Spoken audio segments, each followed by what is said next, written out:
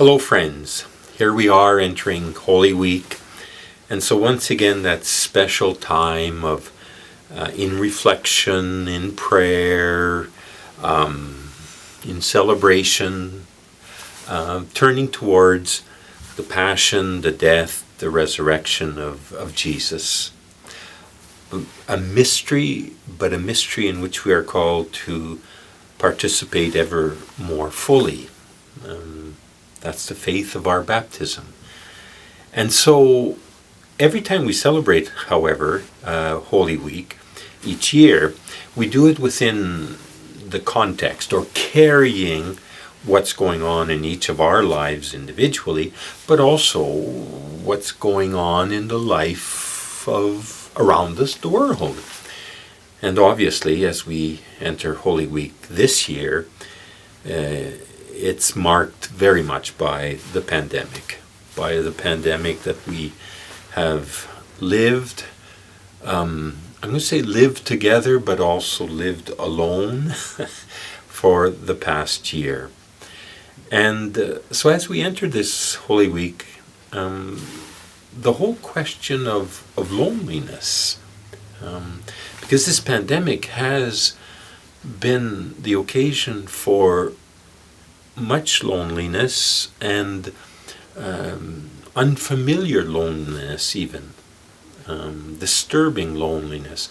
I mean, we can think of the people who have died in nursing homes or hospitals, alone with family members and friends not able to be there.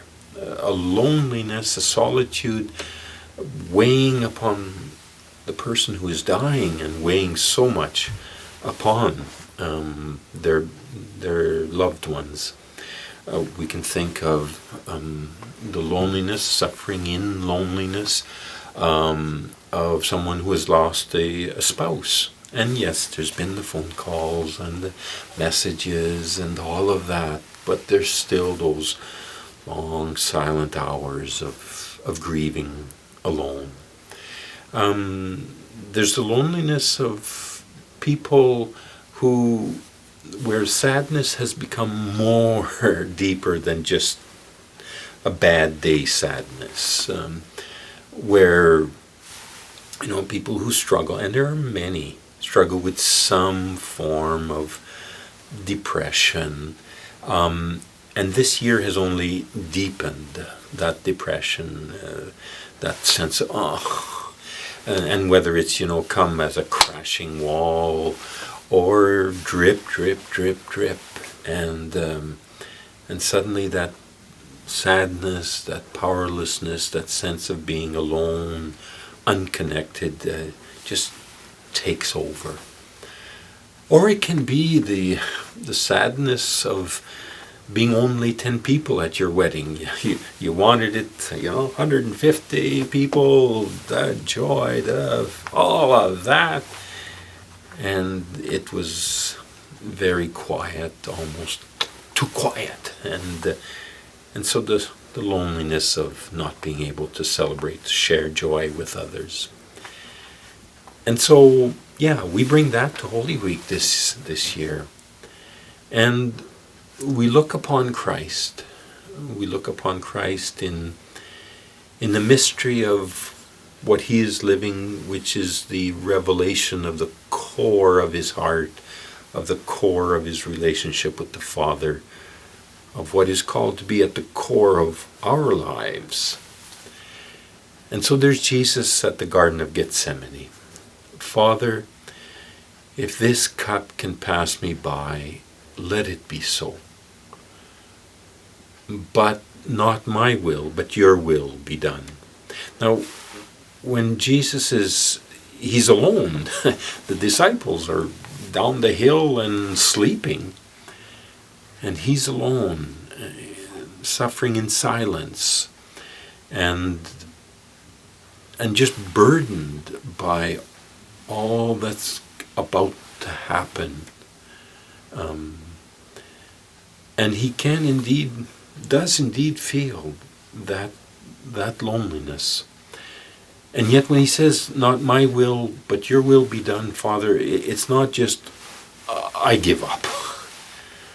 No, it's, Father, I know that you are always with me, that your love carries all things, carries me in this moment, and it is this love that I have come to reveal, to share, to call to, that ultimately will bring healing, will bring life.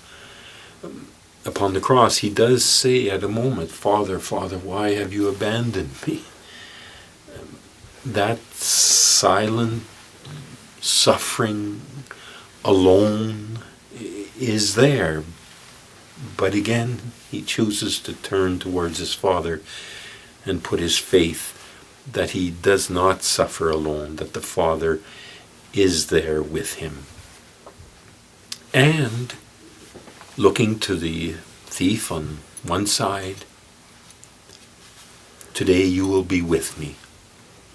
He turns to the thief who is open to his love such that he may not die alone.